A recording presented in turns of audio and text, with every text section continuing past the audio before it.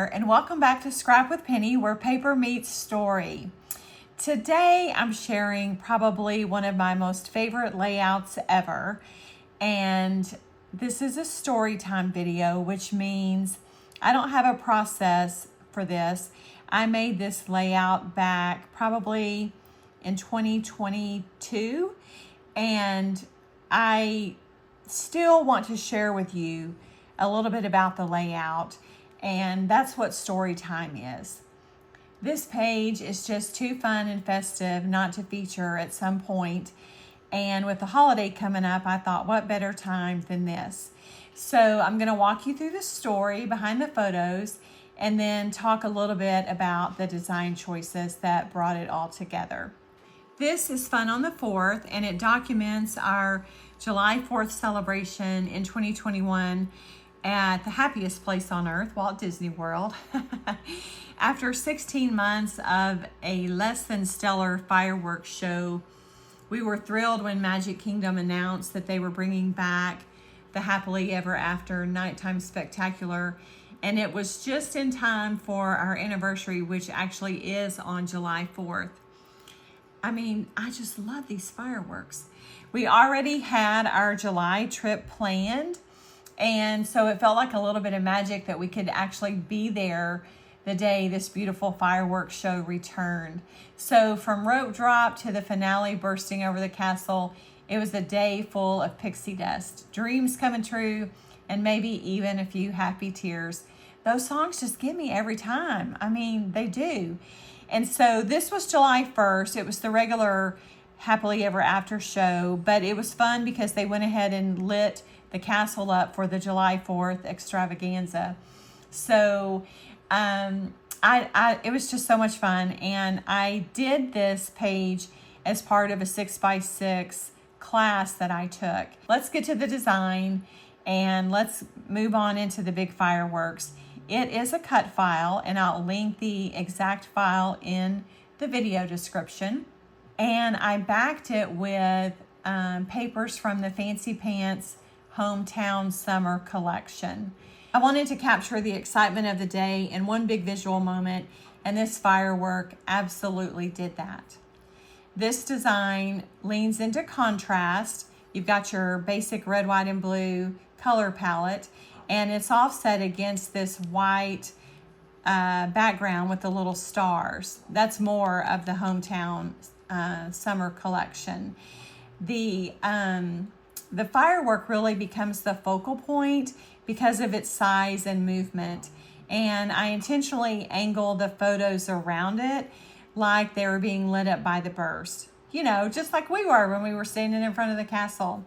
The gold thread stitching, I mean, I'm not gonna lie, it was a challenge because the thread is so different, but it just made the perfect finishing touch. And the texture and the sparkle, I was all here for it. I added in some dimensional stars, some sticker stars, and then some paper stars that are backed with foam. And I used some little Mickey enamel dots to move the elements around the page and, you know, keep your eye moving without competing with the main fireworks or the photos.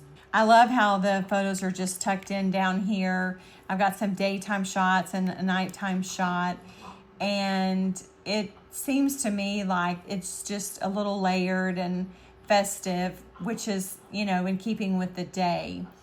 So the Fun on the 4th title is what kind of pulls it all together.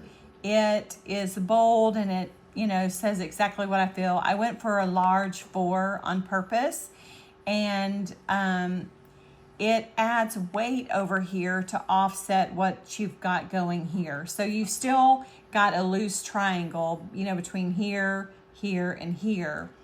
And I think that gives you some balance to the page. So this layout actually celebrates more than a holiday because, you know, it's America's birthday, but it's also our anniversary. And since the boys left home, we've had a tradition where we'll go over to Disney for July 4th. And yes, we even went in 2020 when it was a resort only stay. So it's the tradition of that. It's the joy and the magic of the shared moments, whether it's the fireworks over the castle or, you know, being with the person you love in your favorite place. I think this is cute to see these journal strips flat and hand cut, because it's such a different look than my current MO, which is to use the Hero Arts journaling die and pop them up on foam. So this is a little before, and so many times now you'll see a very different look, a little more polished and uniform look. There's some little gold enamel dots here, and honestly, I tried to find who made those, and I couldn't find them in my stash, but I know that I searched hard for ones that match the shiny gold of these stars and this thread. Real quick, let me show you. This is what the thread looks like, the gold metallic thread. And it's from Hobby Lobby. It's called Metallic Floss by Artiste. And I'll put this information in the description. You know, this is the standard Mickey punch from EK Success.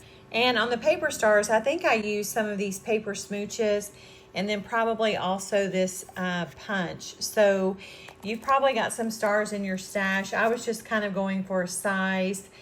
The different shape from this star to this star doesn't bother me. That's pretty common. But I just wanted to share those basic supplies. Thanks so much for joining me for this story time.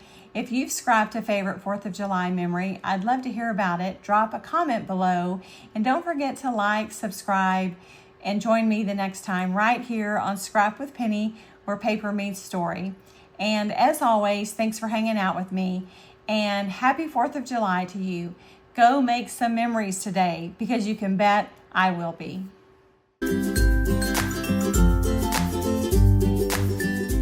Thanks so much for hanging out with me today. If you enjoyed this video, don't forget to give it a thumbs up, leave a comment, and hit that subscribe button so you don't miss a thing. I'll be back soon with more layouts, videos, and a little stash busted magic. So please come back and crop with me. Until next time, happy scrapping, and remember, this is where paper meets story. Bye-bye.